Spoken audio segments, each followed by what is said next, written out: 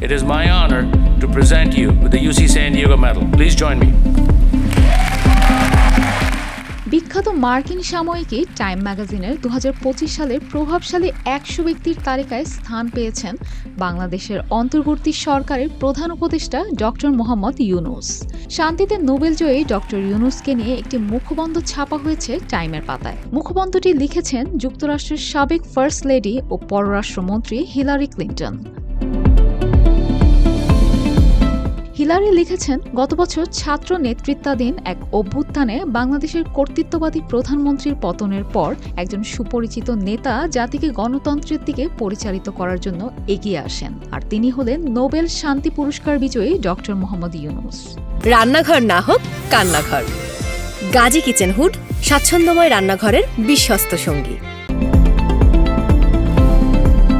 ক্ষুদ্র ঋণের মাধ্যমে প্রান্তিক জনগোষ্ঠীকে ক্ষমতায়নের লক্ষ্যে কয়েক দশক আগে ডক্টর ইউনূস বাংলাদেশে গ্রামীণ ব্যাংক প্রতিষ্ঠা করেছিলেন। তিনি লাখ লাখ দরিদ্র ব্যক্তিকে ঋণ প্রদান করেন যাতে তারা ব্যবসা গড়ে তুলতে পারেন এবং তাদের পরিবারকে টিকিয়ে রাখতে পারেন।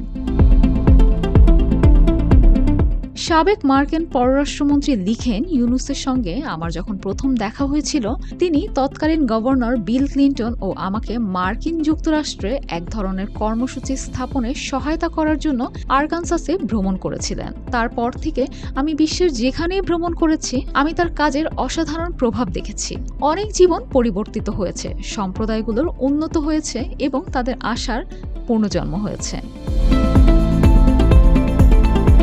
হিলারি আরও লিখেন, মোহাম্মদ ইউনূস বাংলাদেশকে নিপীড়নের ছায়া থেকে বের করে আনছেন। তিনি বাংলাদেশে মানবাধিকার পুনরুদ্ধারের কাজ করছেন, জবাবদিহিতা প্রতিষ্ঠা করেছেন এবং একটি ন্যায়সঙ্গত ও মুক্ত সমাজের ভিত্তি স্থাপনে এগিয়ে যাচ্ছেন। টাইম ম্যাগাজিন বলছে, ইউনূস শুধু অর্থনৈতিক বিপ্লবই ঘটাননি, বরং বিশ্বের প্রান্তিক মানুষের জীবনে আশার আলো জ্বালিয়েছেন। এখন তিনি আবার নিজ দেশের গণতান্ত্রিক উত্তরণের গুরুত্বপূর্ণ ভূমিকা রাখছেন। গেল বছর 84 বছর বয়সে বাংলাদেশের অন্তর্বর্তীকালীন সরকারের নেতৃত্ব দেওয়ার জন্য শপথ নিয়েছেন নোবেলজয়ী সামাজিক উদ্যোক্তা doctor Mohammad Yunus. I was dazzled when it came. I had no idea that I'll be leading the government and how to make it happen. So since then, I'm trying to prioritize things as we come along. First one, of course, the law and order situation, which is a big task. We are coming from a complete disorder and uprising.